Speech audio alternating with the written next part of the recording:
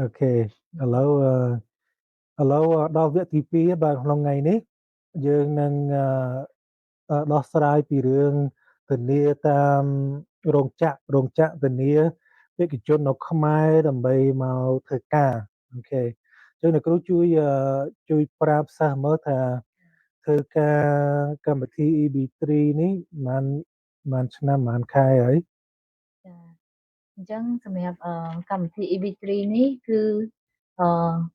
ដូចថាសម្រាប់បងរៀនវីផ្ទាល់ចាគឺគាត់បានដឹងឮពីកម្មវិធី EB3 យូរហើយចាហើយប្រហែលជាគឺគាត់តាំងពី2017ចាគឺគាត់បានចាប់ផ្ដើមដូចថាមានភ្ញៀវខ្លះតែគឺគាត់ឲ្យមេធាវី process ចាគាត់អត់មានបានលើថាធ្វើខ្លួនឯងផ្ទាល់សិនទេតែកម្មវិធីហ្នឹងក៏បានមានយូរដែរហើយចាអញ្ចឹងបន្ទាប់មកដល់គាត់ស្វែងយល់បានច្រើនពីកម្មវិធីហ្នឹងទៅបានគាត់ចាប់ផ្ដើមនៅចិត្តថាអូខេបើក្រុមហ៊ុនខ្លួនឯងផ្ទាល់គឺជាក្រុមហ៊ុនដែលយើងតបថ្ងៃគឺ Mod Communication ហ្នឹងឯងចាពីឆ្នាំចុង21ចាឆ្នាំ2021បើកពី2027មិន active 21យ៉ាបើកពី2027ហើយ active ដែលធ្វើចាផ្សាយព័ត៌មានគឺចុង2021ចាអញ្ចឹង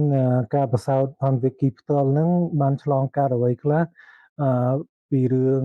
ល្វីងជូរចត់ផ្អែមល្ហែមមានអីខ្លះដើម្បីជួយចែកចាយទៅសិស្សឲ្យបានដឹងខិនមកតិចមុំទួយប៉ុណ្ណេះដែរខិនតិចដើម្បីឲ្យនិយាយលឺចាបងនិយាយទៅវាមានច្រើនចាបងប្អូនអញ្ចឹងដូចបងប្អូនថ្ងៃក្រោយបងប្អូនទាំងអស់គ្នាចូលធ្វើការក្តីឬក៏បានសិក្សាពី EBC បងប្អូននឹងដឹងថាអូខេជួបភ្ញៀវឬក៏ខលមក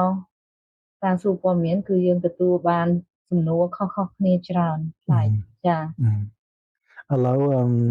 ជួយប្រាប់មើលអត្ថប្រយោជន៍កម្មវិធី EB3 ហ្នឹងអីខ្លះអត្ថប្រយោជន៍ដូចថាទី1ចេះមកពីកើតអត់មានគ្រួសារធានាកើតអញ្ចឹងកើតអត់មានខ្សែរយៈទៅអូខេនិយាយទៅខ្ញុំនិយាយថាអីគេ basic EB3 unskill ហ្នឹងណាអញ្ចឹងបានន័យថាកម្មវិធី EB3 ដាក់មកធ្វើការដោយមិនមានជំនាញចាហើយគាត់មិនចាំបាច់មានក្រុមគ្រួសារជាជំរើសចុងក្រោយចាតែគាត់មិនចាំបាច់មានបងប្អូននៅអាមេរិកធានាគាត់ទេហើយគាត់អាចមកទាំងគ្រួសារបើគាត់ single នៅលាវឬក៏គាត់មានគ្រួសារក៏គាត់អាចដាក់ពាក្យបានដូចគ្នាចាហើយក៏គាត់មកដល់អាមេរិកបើសិនជាគាត់សម្ភាសជាប់គឺបាន green card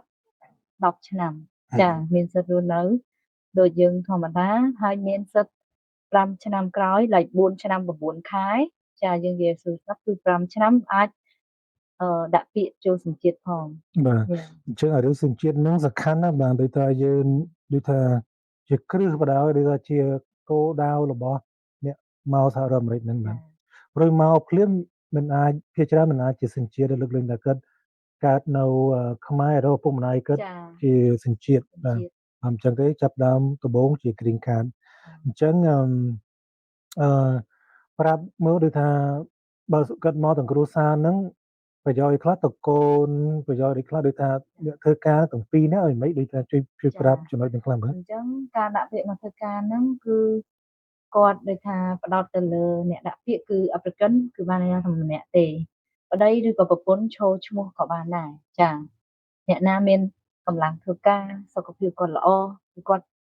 លេខមើលទៅខ្លួនគាត់សម្រេចចិត្តខាងណាដែលចូលឈ្មោះចាឧទាហរណ៍ថាប្តីចូលឈ្មោះធ្វើការចាប្រពន្ធគាត់មានគ្រួសារមានកូនគឺបានគាត់នៅផ្ទះមើលកូនហើយប្តីគឺទៅធ្វើការចាប្រពន្ធអាចមើលកូនអាចមានចា part time job អីតិចតួចរបស់គាត់ហ្នឹងអត់បញ្ហាទេចាពេលដែលគាត់បានមកដល់ហ្នឹងហើយកូនគឺគាត់បានមកដល់អាមេរិកមានសិទ្ធិចូលរៀនដូចគេចាដោយមិនបាច់បង់